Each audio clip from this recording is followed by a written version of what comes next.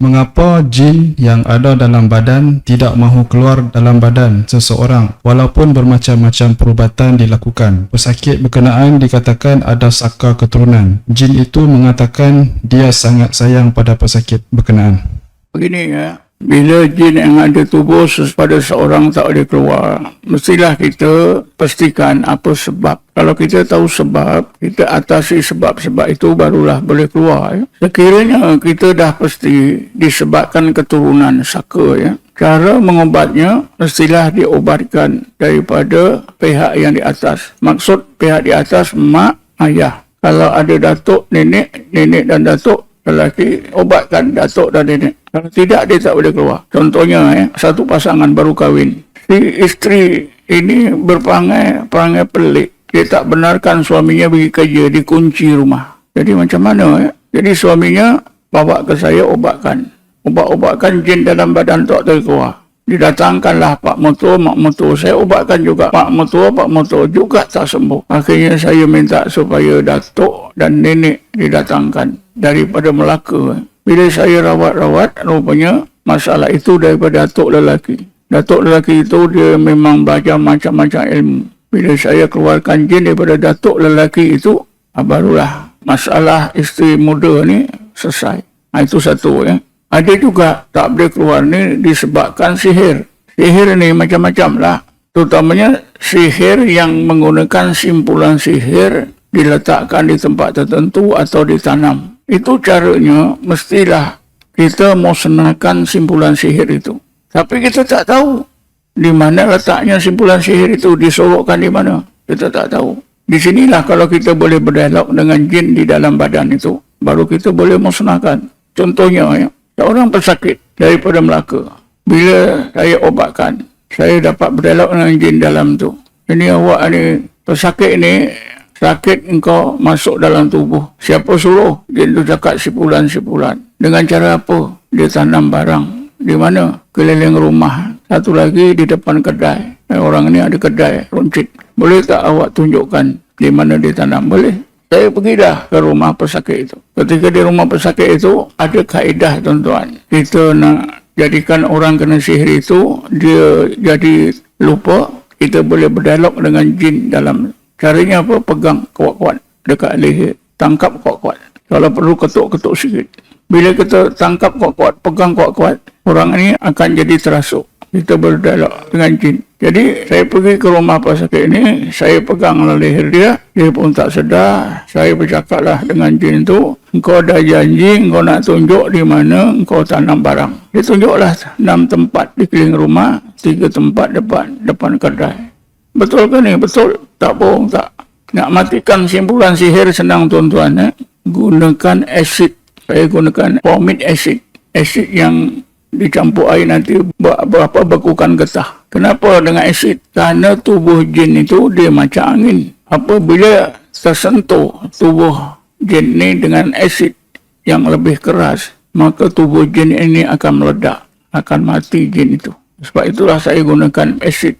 Kalau di dalam dewan ini ada jin, kita spray dengan formic acid. Bukan saja kita lari. Jin-jin itu boleh mati kalau tersentuh. Ini rahsia, tapi kita manusia tak tahu. Kita racun rumput di dalam kebun. Bukan saja rumput mati. Jin-jin di situ semua mati. Anak-anak jin, bapa jin ke semua mati. Kita tak tahu. Tapi itulah. Dari mana saya dapat kaedah ni? Daripada hadis Nabi. Apa yang Nabi buat? Karena Nabi menggunakan bahan yang masin, bahan yang masam. Lagi masin, lagi masam, lagi baik untuk merawat pesakit yang dirasuk oleh jin. Jadi itulah, ya, mesti kita tahu apa sebab. Kadang-kadang susah ni disebabkan apa? Dulu arwah ayah bawa pagar rumah. Anak cucu tak tahu. Ayah dah meninggal, mak dah meninggal. Rumah diduduki oleh cucu. Rumah itu dipagar dengan pagar rumah. Pagar rumah ini juga jenis sihir. Selagi pagar rumah itu tak dibuang, dia tak boleh keluar. Contohnya, seorang ustaz. Ustaz ni pelajar daripada Azhar, dapat BA dalam syariah, menjadi guru di sekolah menengah, guru agama. Dia sakit, dia kata jumpa saya sudah 2 tahun, sakit dada, ulu hati. Doktor dah bingung doktor. Bila jumpa saya dah biasa. Saya tanyalah Ustaz ni, Ustaz ada buat pagar-pagar rumah. Apa pagar rumah? Dia tanya. Memang dia tak tahu lah. Ustaz muda, pagar rumah ni misalnya panggil seorang, tanam barang. Kadang-kadang tarik besi, kadang-kadang serbuk emas, kadang-kadang apa-apalah. Dengan tujuan untuk jaga rumah. Dia kata, oh ada. Tapi bukan kayu, bukan emas. Paku 4 batang saya tanam 4 penjuru rumah. Paku tu dari mana? Kawan-kawan juga. Kawan-kawan dia yang belajar azhar juga. Apa tujuan? Untuk jaga rumah. Astagfirullah, kata saya. Ustaz dah belajar azhar, paku pula jaga rumah. Allah kat mana Ustaz? Dia terperanjat juga. Sekarang kata saya macam ni, balik, cabut paku tu. Macam mana dah 2 tahun, dia kata. Senang saja.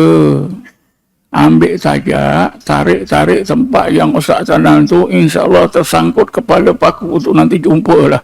Betul tuan-tuan. Dia buat macam tu, jumpa paku-paku ni, bawa ke saya bakar. Selesai. Serta-merta sakit dia selesai.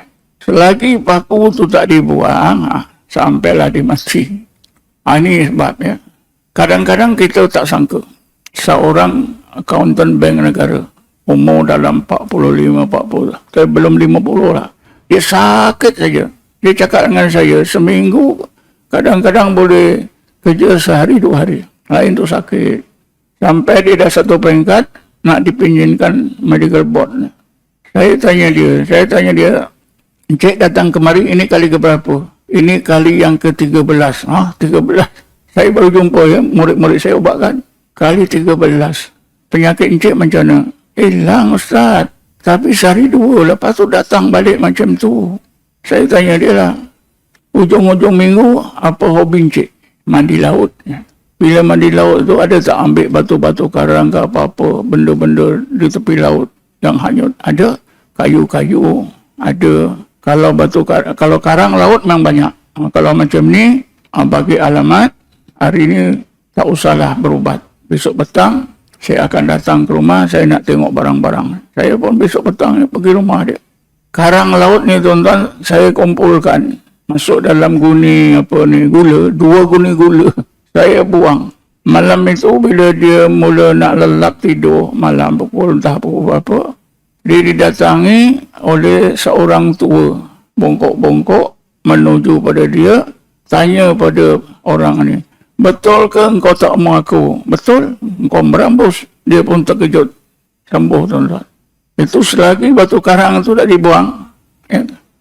Macam itulah. Nanti anak cucunya pula. Jadi itulah jawapannya ya. Saya fikir cukuplah.